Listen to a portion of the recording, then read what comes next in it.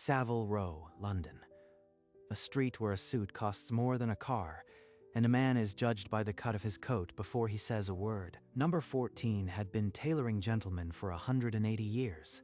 Its door was heavy, and its welcome lighter than it ought to be. Edward Ashworth, head tailor, stood behind the counter. He measured men by their accent and their address. Good morning. I'd like to speak to someone about a suit. I am afraid there's a 12-month wait for new clients. We simply have no openings. You might find something ready-made on the high street. More fitting, I think. I see. Thank you for your time. He lifted his leather portfolio closer.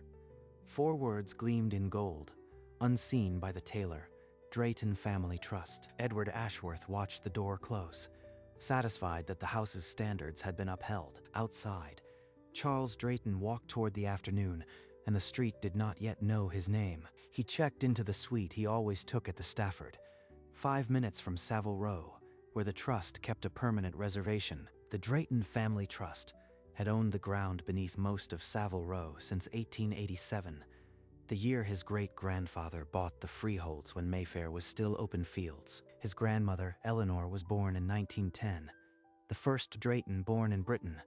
She'd dreamed of walking into any shop on Savile Row and being treated as a lady. You never told me how many doors closed before you stopped knocking, Gran. He was in London for a trust board meeting, but the morning visit to number 14 had been his own quiet errand. One suit. Just one. To walk in and be measured as a gentleman, that's all I wanted to prove.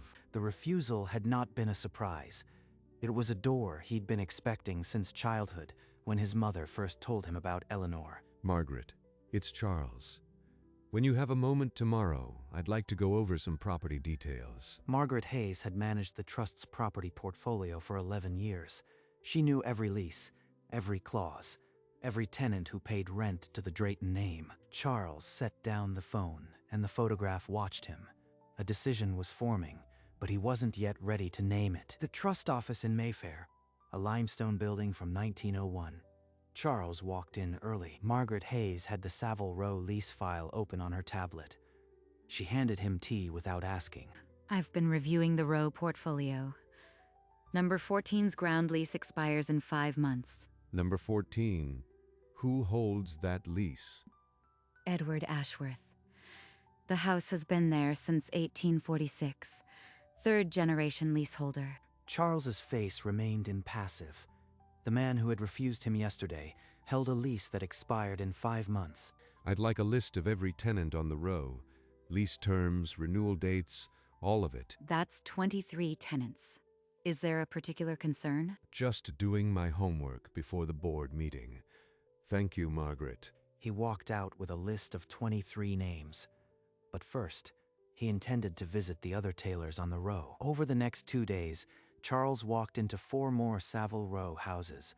At each one, the door opened. At Henry Poole and Company, a young tailor approached him. His name was Thomas Fairchild. Good morning, sir. Are you looking for a suit? Eventually, I'd like to understand the craft first. How long have you been cutting? 12 years. I started at 16, apprenticing under a man who measured everyone as if they were a duke. Thomas measured Charles's wrist as naturally as he breathed. No hesitation. This is a 14-ounce worsted. The weave breathes in summer, holds shape in winter. A gentleman's cloth. Not one question about my background, not a single flinch. As they spoke, Thomas's eyes flicked to the gold lettering on Charles's portfolio.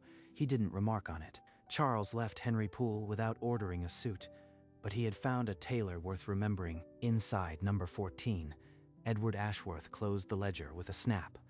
Saved the house another embarrassment, he told his assistant. The Row doesn't need every passing bloke who thinks he belongs in a bespoke suit. His assistant said nothing. The ledger page for new clients showed 8 empty months out of 12. That afternoon, Charles returned to the trust office. Margaret had the full dossier on the Row's history. The trust has never involved itself in tenant-client decisions. We collect rent, not opinions. Did my grandmother ever bring up the issue of discrimination on the row? She mentioned it once, in a board meeting years ago. She was told the trust doesn't police morality. Times change. I'd like you to draft a clause for lease renewals, a diversity review of client practices. That will rattle some cages. Charles, are you ready for a fight? Charles didn't answer. He simply nodded. The proposal would be ready in a week. The boardroom on the third floor, a portrait of the founder watching. Charles laid out the proposal in 10 quiet minutes. The Rose reputation is built on exclusivity of craft, not of color. A diversity review protects that legacy. A trustee near the window spoke first. If we push too hard, we risk vacancies. The row can't afford empty shop fronts. I'd rather have an empty shop than one that turns away a gentleman because of his skin. Another voice questioned whether the trust should legislate morals. Charles's jaw tightened. My grandmother came to this row in 1956 and was turned away. That wound is not healed by silence. The room stilled. No one had ever mentioned Eleanor Drayton in a board meeting. The founder's granddaughter had been a ghost. I am not asking for a vote today. Authorize a review, a month to gather data on tenant practices. The trustees exchanged glances. The senior trustee nodded slowly. The review was approved. Charles gathered his papers, his face unreadable. He had a month. He had information. He did not yet have victory. 3 days after the board meeting, Charles stepped back through the door of Henry Poole and Company. Thomas, I've decided. I'd like you to cut me a suit, a single-breasted charcoal, nothing loud. I'd be honored, sir.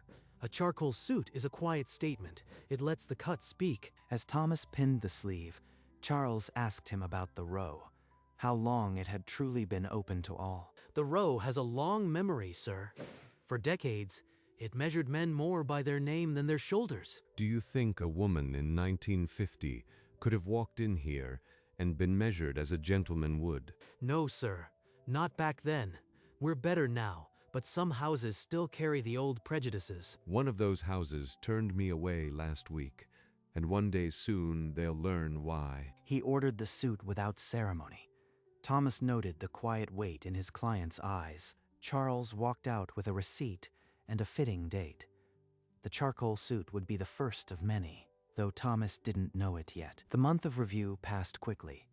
Margaret called him to her office on a Tuesday with a report thick as a phone book. 6 of our ground tenants, possibly more, have an informal practice of turning away clients they deem unsuitable. Number 14 tops the list.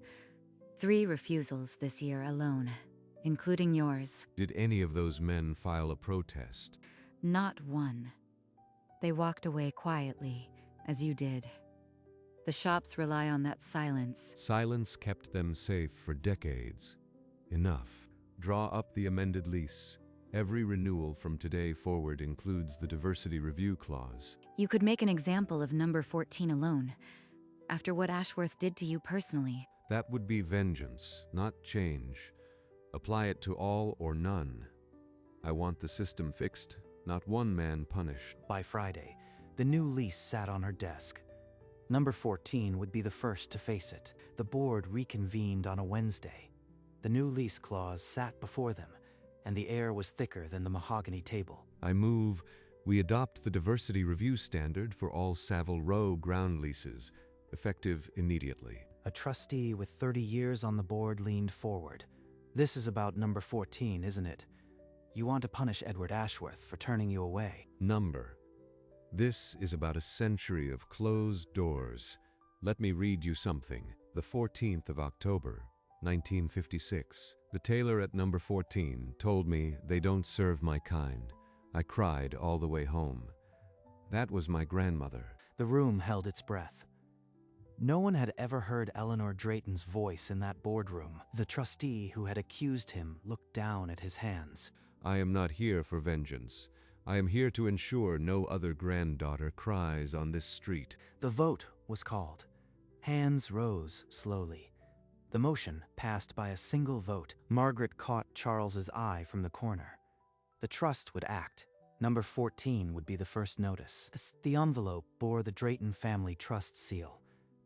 Edward Ashworth slid it open with a butter knife, expecting nothing. A review of client practices? Preposterous. My family has tailored this street for 6 generations. Then he saw the signature block. The trust was the freeholder. The ground beneath number 14 belonged to them. Since 1887. How did I not know who owned my own floor? His assistant knocked softly and stepped in. "Sir, there's a rumor going round. That colored chap you turned away last month. What about him? Spit it out, man. They say he's connected to the trust. Closely, very closely." The portfolio. Gold letters. Drayton. Oh, God. Get me the file on every lease the trust holds. I need to know who that man was. For the first time in 180 years, the wall behind number 14's counter felt like it was made of glass. Edward Ashworth has called 5 times this morning. He's pleading for a meeting, Charles. Number. The review will run its course without personal interference. I won't be dragged into a negotiation. Margaret nodded and typed the instruction into her tablet. No contact until the formal decision. He wants to explain, but there is no explanation that erases what he said at that counter. Charles picked up his grandmother's photograph. She had never been granted a meeting. She had never been allowed to plead. 14 years of closed doors, and she never said a word in anger. She simply wrote it down and passed the wound to me. He set the frame down carefully. Some debts are not settled with handshakes. Thank you, Margaret. Keep me informed of the review's conclusion. That's all. Margaret hesitated, then spoke quietly. He sounded broken. Charles, Broken isn't repentance. The system changes, not the man. That's the point. on a gray Tuesday morning, the final decision from the Drayton Family Trust arrived at number 14. No greeting, only the seal. After review, the trust finds number 14, Savile Row, failed to demonstrate non-discriminatory client practices. The application for lease renewal is denied. On what grounds? We've dressed this street's finest for 6 generations. The evidence was listed. 3 refused clients in 12 months. His own ledger had condemned him. I humiliated the one man who could crush me, and now he has. His appeal letter had been dismissed without comment. The board considered the matter closed. The letter gave him 90 days to vacate. 180 years at number 14 would end in 3 months. He called Margaret Hayes once more. The line clicked before he could speak. We're to leave the row, after all this time, because of my own arrogance. By evening, the notice sat pinned to his desk. The shop below it was still, but the air had changed. The removal van pulled up before dawn. By the time Savile Row awoke, number 14's windows were bare. Edward Ashworth packed his family's ledgers into a crate. His 2 cutters handed in their notice before noon. 180 years in this building, and I am leaving it for a shop half the size. Jermyn Street was not Savile Row. The new sign read Ashworth and Company in letters smaller than a hand. This is what pride bought me, a shop with no view of the row. The same afternoon, Charles Drayton walked into Henry Poole and asked Thomas Fairchild to sit down with him. I'd like to commission 14 suits, each one marked on the inside pocket, 1 through 14. 14, sir? That's a lifetime of cutting. It's a lifetime of something, Thomas. Yes. Thomas opened his order book and wrote commission, 14 suits, numbered. He didn't ask why. The number itself seemed to carry the answer. 2 weeks later, Thomas had the first jacket basted. Charles stood still as the tailor chalked a seam. May I ask about the number, sir? 14 is rather specific. It is. It's the number of years my grandmother Eleanor was refused service on this street. Thomas's hand stopped mid-stitch. He set the chalk down. From 1948 to 1962, 1 denial a year. She kept a list. She never raised her voice. She just wrote the names down, and I am wearing those years now. Then, these suits aren't just cloth, sir. They're a memorial. They're a debt paid late. Can you carry that, Thomas? Can you cut a suit that holds that much? I'll cut every one, as if it's her standing on this platform. I promise you. Charles nodded once. The first jacket would be finished by Friday, and each of the 14 would carry a name inside the pocket. Eleanor Drayton. Year marked, door closed, the months turned. One suit became 4, then 7. Each fitting was a quiet ceremony between the tailor and the man who wore the years. Inside each jacket, a label, Eleanor Drayton, 1948, 1948, 1952, 1957. The list grew longer in silk thread. On Savile Row, 2 other houses quietly revised their client intake, not out of contrition, but caution. The trust's shadow was long. Edward Ashworth's German street shop saw 5 customers in a month. The phone rang only when his daughter called. I used to turn men away because they weren't the right sort. Now the right sort won't walk through my door. Thomas worked into the evenings, stitching the 8th jacket. He never spoke Eleanor's name to anyone else. It was a private trust. Number 9, Sir, 1956, the year you mentioned at the board. That year broke something in her. This suit is the hardest one for me to wear. By the time the 11th suit hung finished, Charles had attended 3 trust meetings where his name was never connected to Ashworth's fall. 3 suits remained. Edward's ledger showed more void than bookings. The debt was almost paid. The 14th jacket arrived on a cool April morning. Thomas carried it to the fitting room like a relic. The last one, 1962, the year she died. She never wore a Savile Row suit, not once. Turn the lapel, sir. There's something I added. Inside the left breast, Thomas had embroidered a tiny replica of Eleanor's photograph in silk thread. 60 years late. But she's here now, inside this cloth. Every jacket from here on will carry her likeness. I've copied it for the earlier ones, too. They'll be fitted with the embroidery by week's end. You've made her part of the row, finally. He walked out of Henry Poole, wearing the 14th suit, the portfolio under his arm, lighter than it had ever felt. All 14 suits hung in his wardrobe, but this one he wore into the London morning. The debt was no longer his alone. A London business paper ran a small piece on Savile Row's new lease clauses. Buried on page 6, a historic tailoring house on Savile Row has relocated after failing to meet new client diversity standards. That's number 14. That's me. The article did not name him, but it mentioned a black client refused earlier that year. The portfolio, the gold letters. Drayton, he owned the ground beneath my own floor. I told him to try the high street. I shooed him out like a beggar. He must despise me. Every inch of that suit I refused, he's now wearing on my old street. He did not know about the 14 suits, about Eleanor Drayton, about the embroidery.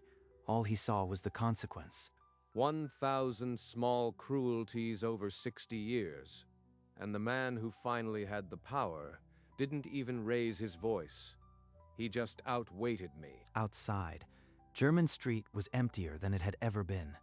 Inside, Edward Ashworth sat with the truth and had nowhere else to go. As Edward sat alone with the newspaper, Charles Drayton was across Mayfair, opening a new file at the trust office. I want to create a scholarship, in Eleanor's name, for tailoring students from backgrounds like hers. The board will ask why now, after everything that's happened. Because the system is fixed, but the people inside it still need a bridge. I am building one. The board approved it that week. The Eleanor Drayton Scholarship for Tailoring Arts, Thomas Fairchild named as mentor. Then Charles wrote a letter, not to the board, but to German Street, for your granddaughter's education. The woman you turned away in 1956 was my grandmother. She believed in second chances. He tucked a check for enough to cover 4 years of schooling inside the envelope. Margaret posted it from a pillar box near the National Gallery. No return address. The letter crossed London overnight, addressed to a small shop on German Street. Months later, on a soft spring morning, Charles Drayton walked Savile Row again, the portfolio light under his arm. He stopped at number 14 without meaning to. The sign above the door was not Ashworth. In the window, a small certificate read, Drayton Family Trust, accredited for inclusive practice. Inside, a young woman in a tailor's coat measured a black client. A Sikh gentleman turned a fabric book. This is what 40 years of closed doors bought, a glass door that weighs nothing. He did not open the door. He had opened it already. In the only way that mattered, 2 other shops further down the row now displayed the same certificate. The row learned, not because I demanded it, but because I made the cost of exclusion heavier than the fear of change. He adjusted his cuff, the 14th suit, and walked on. Number 14 was whole again, and for the first time in its history, truly open. On German Street, a cream envelope slid under the shabby door of Ashworth and Company. Edward Ashworth picked it up with the same butter knife he'd used on the trust's letter months before. The check fell out first, then the photograph. That's her, the woman in the newspaper story, Eleanor. For your granddaughter's education. He's paying for Lily. The note said she had been refused service for 14 years, that she had never raised her voice. 14 years. I turned him away in 10 seconds. He set the photograph on the counter. The face looked at him with eyes that asked nothing. He didn't even want me to know it was him. He wanted me to know what I did. Outside, German Street was still. Inside, a man who had tailored for prime ministers faced something he had never measured before. Grace, in a wood-paneled hall off Savile Row. The first Eleanor Drayton Scholarship was awarded under a portrait of a woman who had never been let inside. This scholarship is not about atonement. It is about a door that was closed for 14 years, and the first key that finally turns the lock. The recipient is Marcus Okonkwo, 20 years old, self-taught on a borrowed machine, and the finest natural hand I've seen in a decade. Marcus stepped forward. His mother watched from the second row, her hand pressed to her mouth. This is the suit she would have worn. Not cloth, but opportunity. The certificate bore Eleanor's name. Not as a victim, but as a patron. 60 years ago, she was turned away. Today, her name opens a door. That is the only apology she would have wanted. Afterwards, Thomas handed Charles a small program. Inside, the embroidery pattern for the 14th jacket had been copied as a logo. The scholarship would run every year, funded by the leases of Savile Row. The trust had become a quiet engine of change. Marcus began his apprenticeship the following Monday, the first of many. The door stayed open. Time passed, but Savile Row remembered. Charles walked it now as a regular, in suit number 7, the portfolio light. He stopped at number 14 without meaning to. The windows were bright, a young tailor pinning a jacket on a client inside. You would smile at this, Gran. The door opens for everyone now. He did not go in. He had stood on that threshold once, and what grew from it needed no more intrusion. The row hummed with its old commerce, but a new note had settled in the air, one only Charles could hear. 40 years of closed doors, and now I am just a man on his way to work. That is the only victory. By the time he reached the trust office, the portfolio was under his arm, and the morning had fully broken. Behind him, Savile Row opened its doors. No fanfare, just the quiet click of a lock that had finally been changed. Number 14 stood as it always had, but the welcome was lighter. And on a street that had measured men by their name for 2 centuries, Charles Drayton had proven the only cloth that truly matters is character.